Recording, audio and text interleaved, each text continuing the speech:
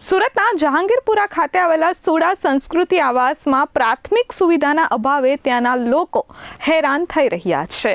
સુરતના જહાંગીરપુરા ખાતે આવેલા સુડા સાંસ્કૃતિક આવાસમાં લોકો હેરાન થઈ રહ્યા છે।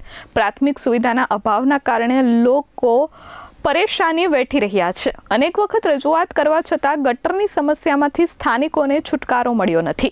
ગટરના પાણી બેક મારી રહ્યા છે, જેથી આસપાસના વિસ્તારમાં ગંદા પાણી ફરી વળ્યા છે। ગંદા પાણીના કારણે દરવાજા સામે લીલ તેમજ મચ્છરોનો ઉપદ્રવ પણ ફેલાઈ ગયો છે। આવાસમાં 24 જેટલા બિલ્ડિંગ છે અને 10,000થી વધુ લોકો વસવાટ કરી રહ્યા છે। હાલમાં જ મચ્છરોના કારણે અનેક લોકો બીમાર છે। મારું નામ ત્રિકમભાઈ સોલંકી, 24 બેડી પ્રમુખ, સુડા સંસ્કૃતિ રેસિડેન્સી જહાંગીરપુરા। સમસ્યામાં સાહેબ એવું છે અમારે કે આજે આ ગટરનું પાણી જે ગંદુ આવે છે, એ કોન્ટ્રાક્ટરો આજે બોગસ કામ કરીને વ્યા ગયા છે। ઘણા લોકો એવું પણ કહેતા હોય છે કે આવાસમાં ગંદકી બહુ હોય છે, પણ તમે કામ જ એવા કરીને ગયા છે। આજે 1.5 વર્ષથી ગંદુ પાણી અમારે પીવાના પાણીમાં ટાંકીમાં જાય છે, તો પછી તમે કામ એવા કર્યા છે તો ગંદુ જ રહેવાનું છે ને।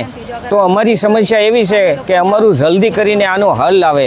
અમારા કોર્પોરેટર વિજયભાઈ છે, એને પણ અમે બોલાવીને રૂબરૂ વાત કરી છે, એને વિડીયા પણ મેં ઘણા મોકલ્યા છે। એસએમસીમાં ઓનલાઈન અરજી કરી છે, છતાં અમારી અરજી રિજેક્ટ કરી નાખે છે। માંગમાં અમારી એવું છે કે જો અમારું આ પ્રશ્નનો હલ નહીં થાય ગટર બાબતનો અને પીવાના પાણી બાબતનો, તો અમે એસએમસીમાં જઈ અને ત્યાં બેસી જવાના છીએ। જ્યાં સુધી અમારો હલ નહીં થાય ત્યાં સુધી અમે ત્યાંથી ઊભા થવાના નથી। મારું નામ એડવોકેટ મમતા કુમાવત છે, B4માં રહું છું અને હું પોતે આજે બી હું બીમાર છું।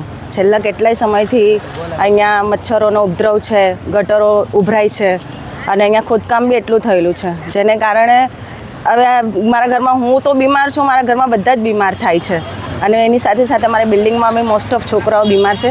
હમણાં પહેલાં એક રોગ બી આવેલો છે બાળકો માટેનો, ચાંદીપુરાવાળો, તો તેનાથી બી જરા સમસ્યા ગંભીર જ છે। તો પ્લીઝ આનો જલ્દી નિકાલ કરો। અમારા અહીંયા જે ગટરનો પ્રોબ્લેમ છે તે તો દરરોજનું જ છે, એટલે પ્લીઝ જરાક અમારી કંઈક હેલ્પ કરો આની અંદર। સુરત મહાનગરપાલિકા પાસે શું માંગ રહેશે આપની? સુરત મહાનગરપાલિકામાં અમે લેખિત અરજી પણ આપેલી હતી, પણ છતાં એનો હજુ કોઈ નિકાલ આવ્યો નથી। એ અરજીને આજે 3 મહિના થયા છે। આગામી સમયમાં આપ શું કરશો જો મહાનગરપાલિકા નહીં આનું નિરાકરણ લાવે તો? એવું હશે તો અમે લોકો આવા નહીં દઈશું। હવે અહીંયા જે બી મહાનગરપાલિકાના જે અનુયાયી અહીંયા આવશે તેમને અમે વોટ નહીં આપીએ। Bureau report S24 news, Surat.